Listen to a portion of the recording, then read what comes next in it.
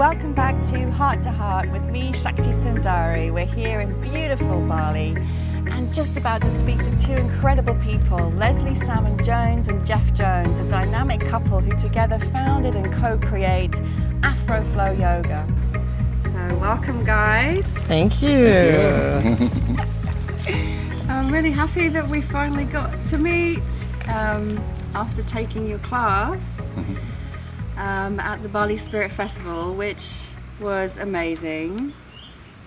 Absolutely amazing experience. I just want to say a little bit about my experience. So, I'm a dancer, I'm a yogi, I love music, and drumming is like my favorite instrument. So it was everything that I love in one beautiful, seamlessly crafted class that really did flow. So often when things are synthesized like that, you can kind of feel there's a bit of this and a bit of that and then a bit of that, but it was just so beautifully integrated. And both of you fulfilling your parts, you as the facilitator and you as the musician, like holding the space and working that together. So thank you for that wonderful, uplifting, inspiring experience. Thank you. Well, thank you for being part of that, allowing us to share. Yeah, thank you. So of course the question I have, which I'm sure everyone would love to know, is how did this Afro Flow Yoga dance get created? Like, how did you create this? Start with you. Wow. Well, it started from a real long journey of my background's in dance, and I trained at a place called Alvin Ailey in New York. Right, okay. And in 1991, I was introduced to yoga through my dance training. So yoga and dance have always been connected. Yeah. And then, of course, I met Jeff in '94, and my backgrounds, I'm Canadian, Jamaican, Scottish, Irish. And there's been a lot of healing, deep healing around identity. And so dance was a way to reconnect to my heart. As I was a young girl growing up in a predominantly white neighborhood. Is that in Canada that you This grew is up? in Canada, yeah. And so the dance was always the healing aspect of reconnecting. And then yoga was also the element of yoga. The practice of yoga helped reconnect to all levels of my being. And then I met my beautiful husband in 1994, who's a musician. I'll let you say. I mean, it's really a journey, so we'll start there. Yeah.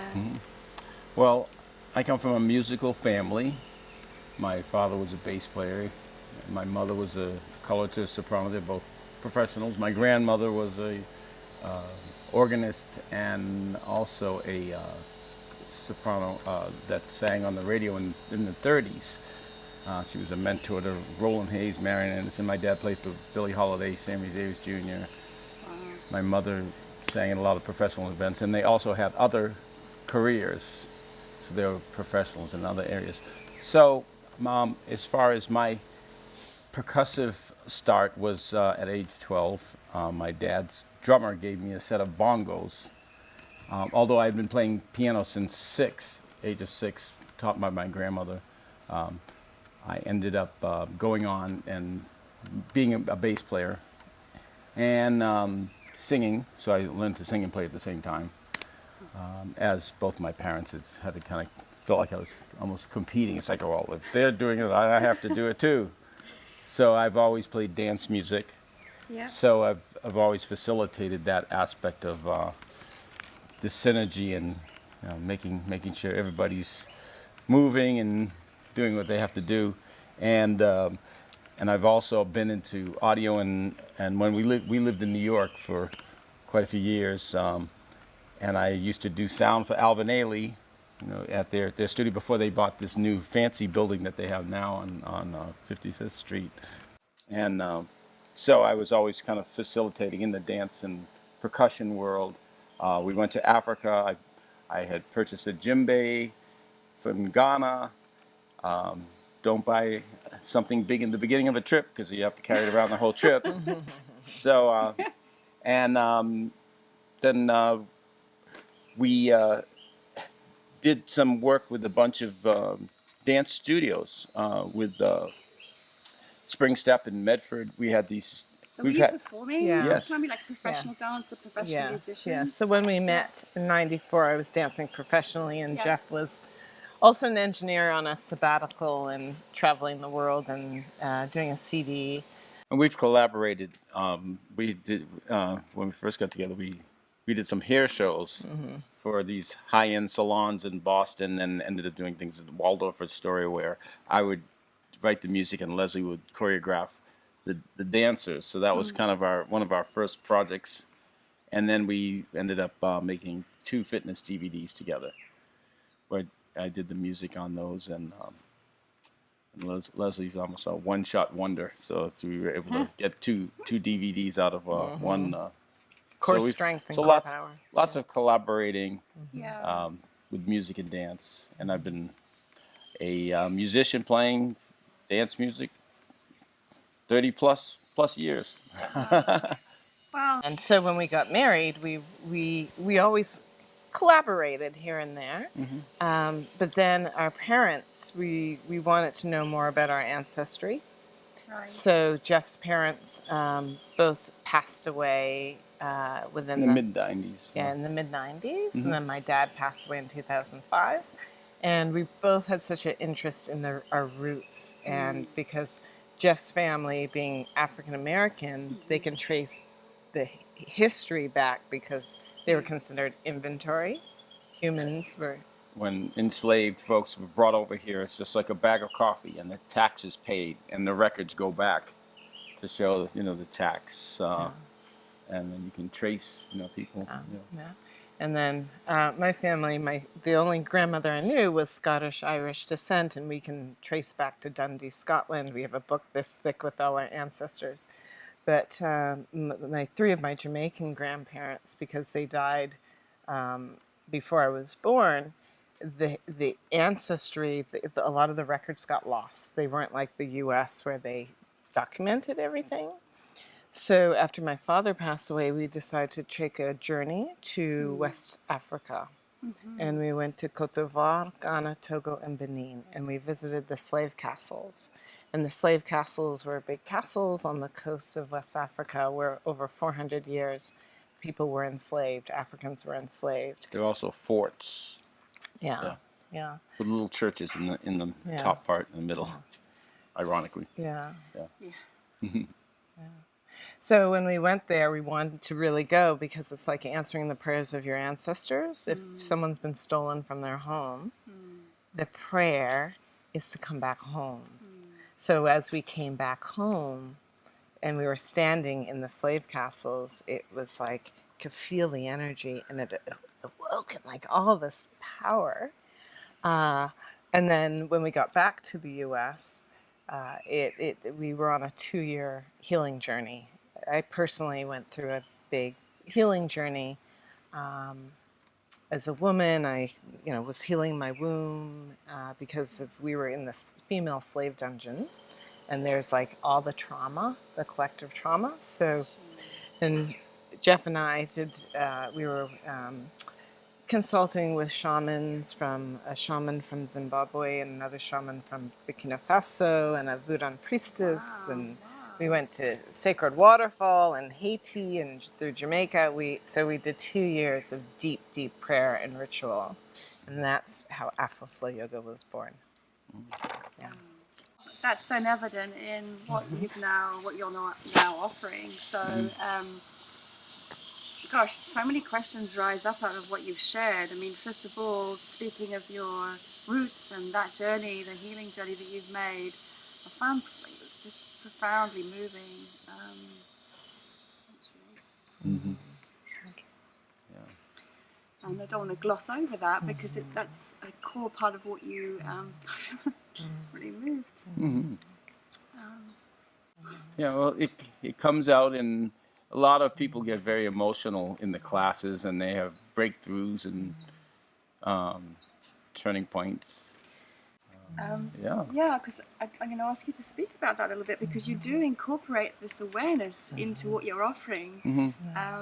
And it's beautiful because obviously this is your passion and something that you're called to, but there's no sense of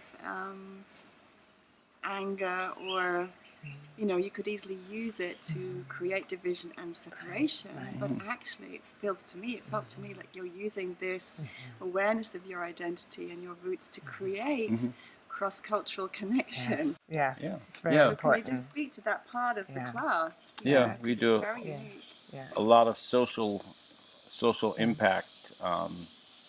And I guess the first thing is that we're so happy that the music has been brought through us, because during the time when people were enslaved, that they wanted the slave masters tried to stop all the music. They took away the drums. They didn't want any singing.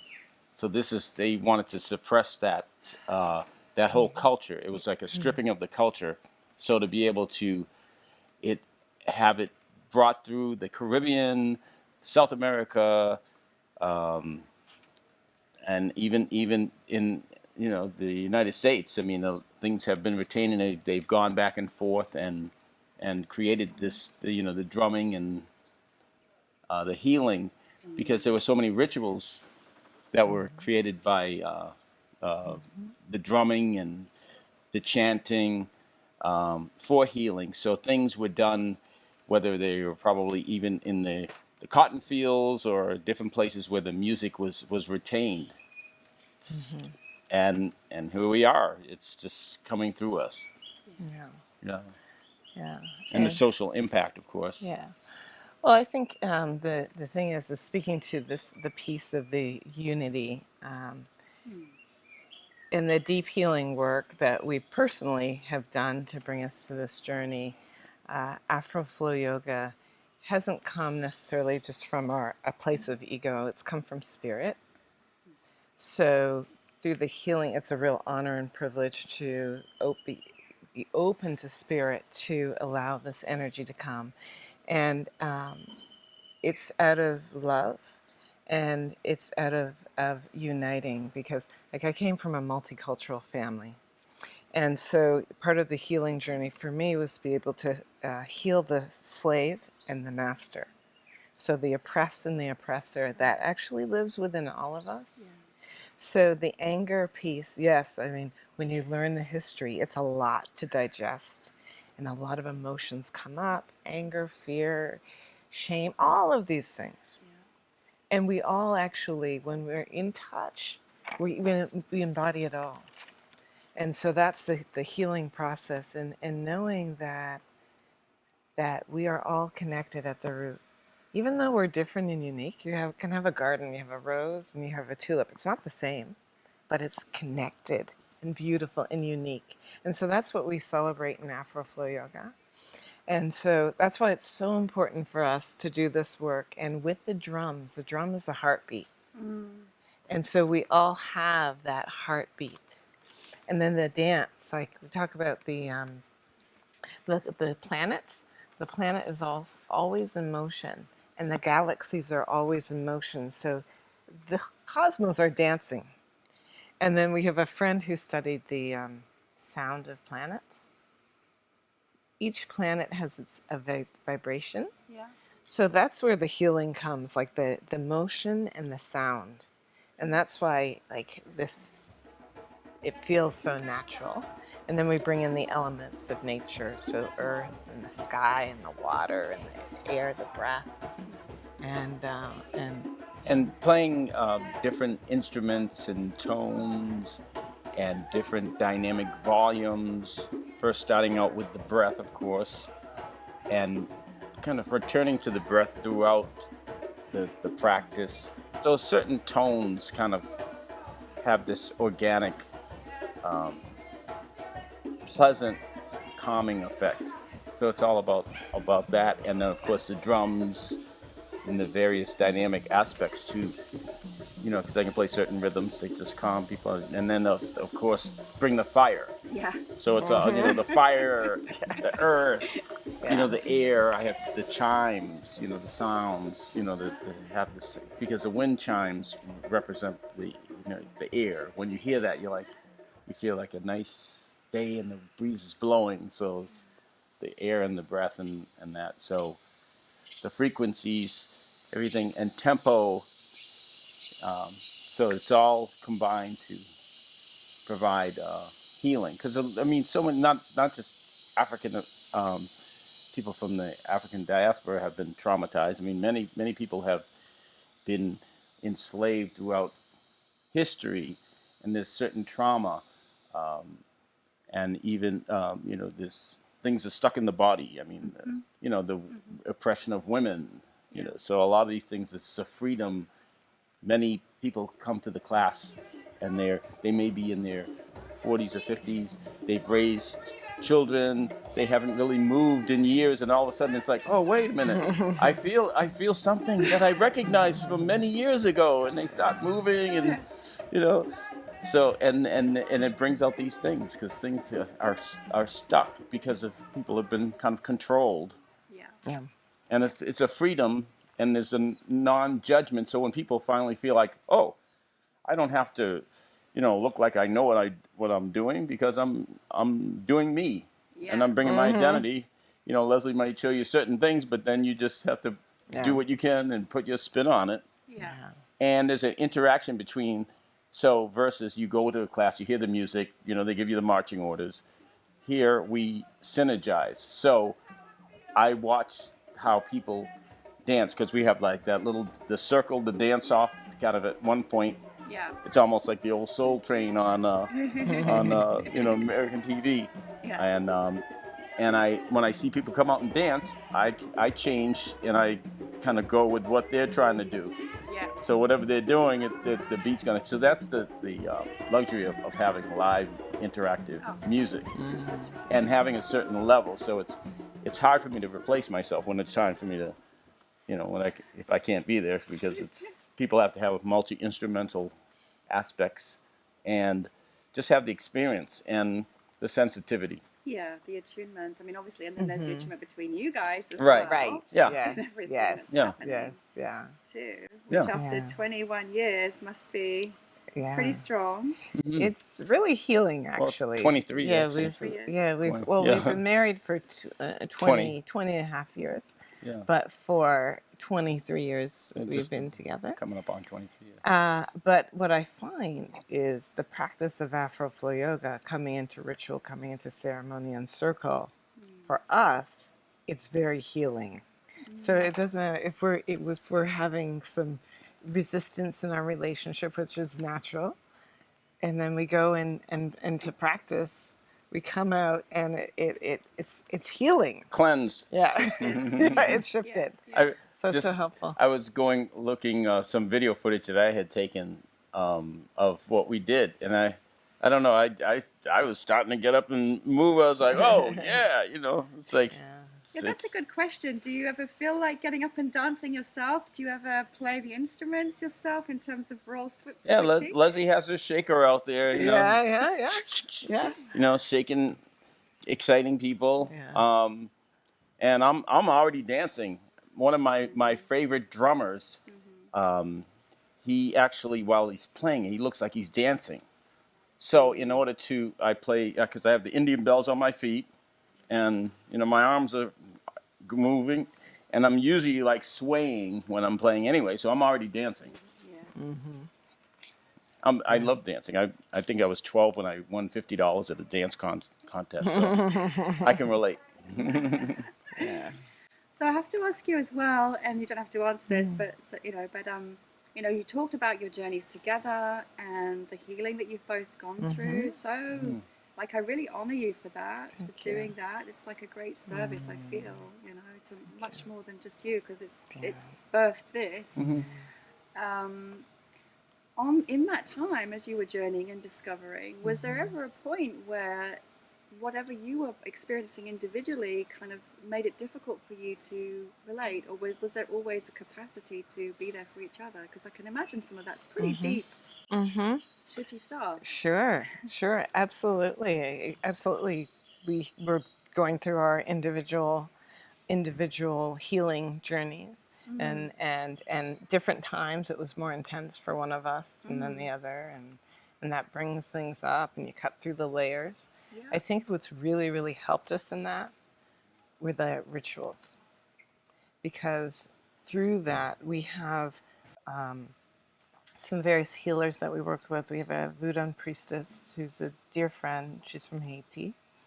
And anytime we'd feel like, "Rah," we go and have our reading with her, sit, and she was like guiding us. She still does. Like, it's helpful to have community and to have elders in the community who can help during these times. And then it's say, okay, well, Jeff, you go give tobacco to the tree. Leslie, you go pray and white and meditate for 5. We had our assignments. A lot of these things Yeah. are related to Yeah. some indigenous practices, and whatever your spiritual background is, they're all kind of connected. Yeah. So Have you not both always been spiritual people?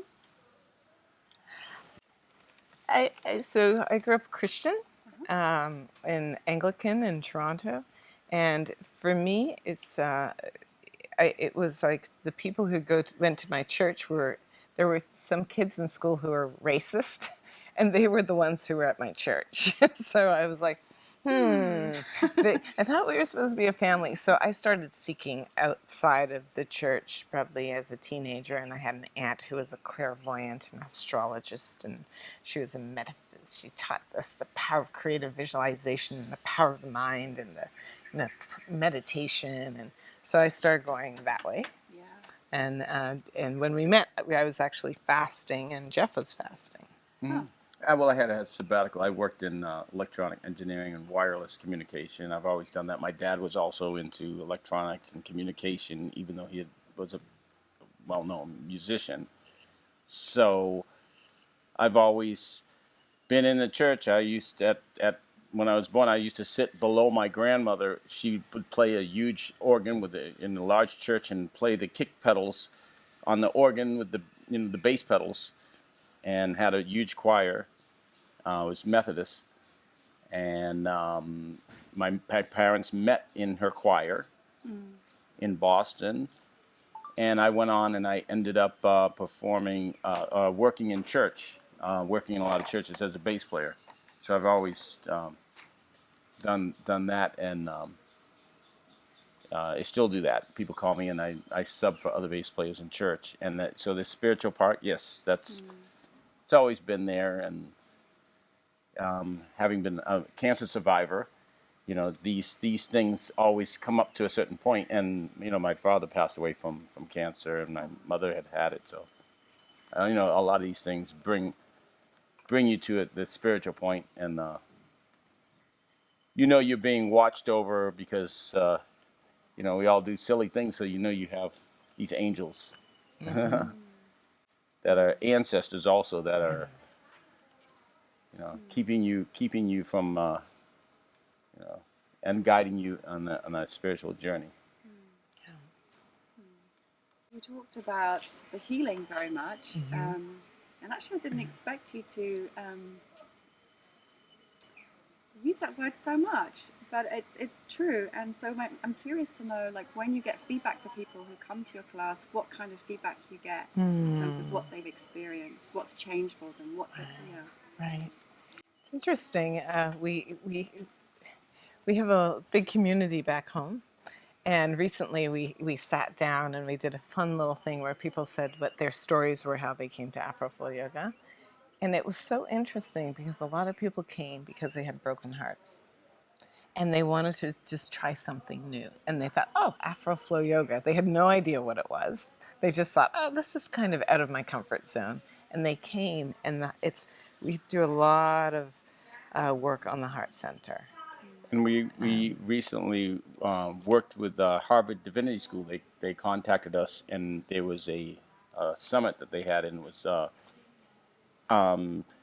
innovators in, I guess in Yes, spirituality. yeah, that so a lot of people are seeking other connections to their spirituality or community. Yeah. It's about community. The church, when you go to church, the church is about community, and people have issues. So we have so many people that have met and have bonded and help each other now, and it's created this whole network Yeah, of healing, it's amazing. I was bonding. looking on your website, Uh-huh. and so yeah, you're based in Boston. Yes. But now it seems like you're extending your reach so much more in terms of online trainings and workshops in other places around the world. So Yeah. tell me a little bit now about what's happening for Afro Flow Yoga now and into the future, what your vision is, what's happening now. Right.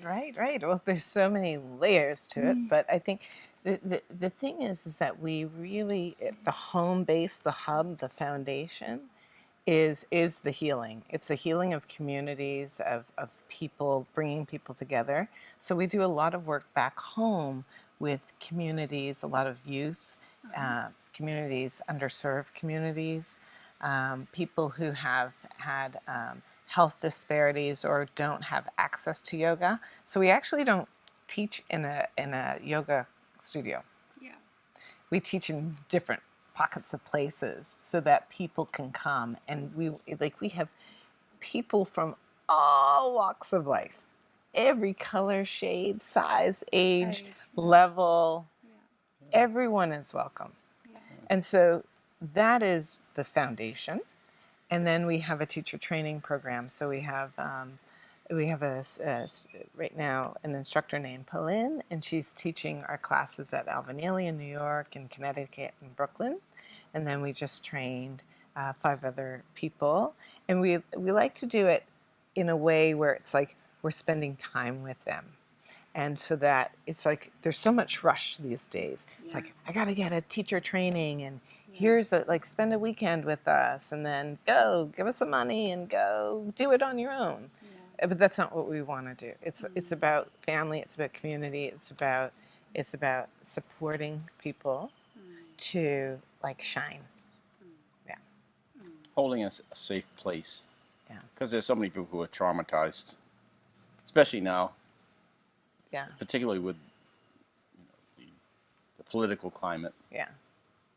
In the States, a lot of young people are like, what's going on? Yeah. Yeah, so we have a lot of people who are, and they're alone, because people we have a lot of people that come from, to Boston to go to school, and they don't know anybody. They can't make friends because Boston isn't really the most friendly place to meet people. So when they come to our class, all of a sudden they find, oh, hey, this looks like my tribe. Yeah. They find love, they find joy, they find community, and then and we where we hold most of our classes is a facility that has all forms of dance. We've traveled different places in Africa, and then we realized that our home base, it's called the dance complex. So we're a yoga dance in a dance complex versus being in a yoga scenario. Yeah. Yeah. We also do a lot of work right now with racial healing. So we've been working with a woman who discovered her family. They were the largest slave traders in America, and so with that comes out of Bristol, Rhode Island. Comes a lot of. Her name's Katrina Brown, and out of that came a lot of shame and fear and guilt, and so she's done a lot of work. She did a film called Traces of the Trade, a story from the Deep North. And so we've been collaborating with people because there is such a divide, but it's such an illusion that we're divided. It's like that we're separate. And so when people come to Afro Flow Yoga, they're so excited to feel welcome. And that's the thing. There's a beautiful song in West Africa called Funga Lafia, which is like a welcoming song. It's like a heart opening. And there's Ubuntu. It's like I am you, you are me. It's like all of these principles we bring in to the circle and expand the circle. So we visualize many circles all around the world, and not just the inclusion. It's not just this is this segment, this is that segment. It's about the circle, and that's the divine feminine we're bringing and having the drums like the masculine. We have the feminine, masculine energies. Yeah. Yeah, I mean, you're just beautifully representing and embodying that in such an authentic way. It's just so evident, you know, you're just radiant. Thank you. Radiant. Thank you. And you're just there holding space right there. It's just beautiful. Thank you. Do you have a parting message for our viewers in terms of, you know, your mission, your passion, or something that you really love everyone to hear? Wow.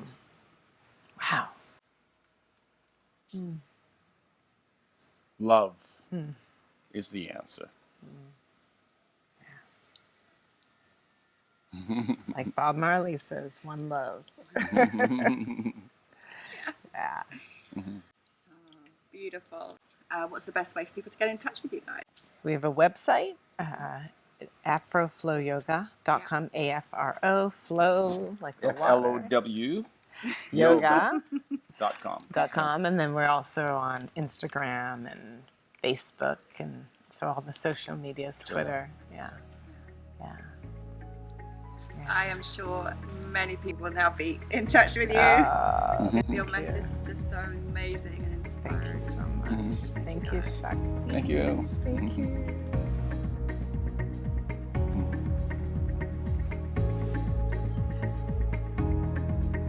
So thank you so much to Leslie and Jeff for this incredible interview. We went places I really didn't expect us to go, and that's always the gift of this for me.